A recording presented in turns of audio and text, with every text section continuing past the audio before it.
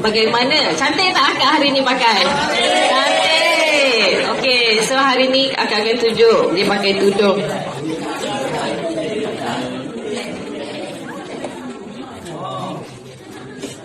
Tapi hasilnya nanti cantik macam kamu tengok tu ya. Cuma sekarang terhadlah sebab depan kita kan.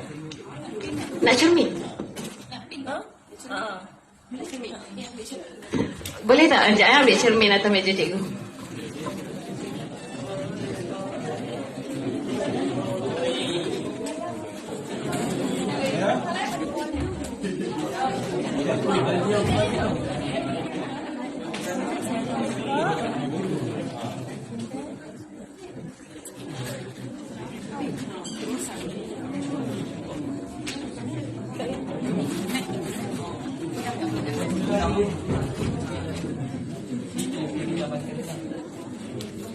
Okey, nampak tak ya?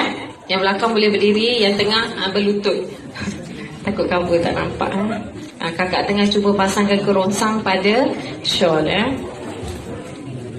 Nampak tak lembut kaki Kak Syairah ya?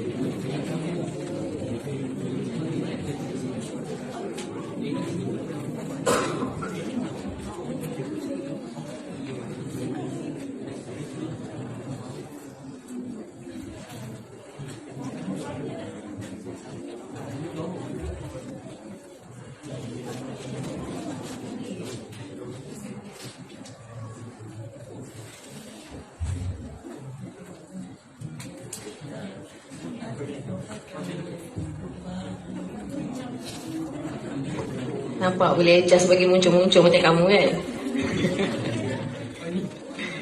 Jaga warning. Warning mesti cantik.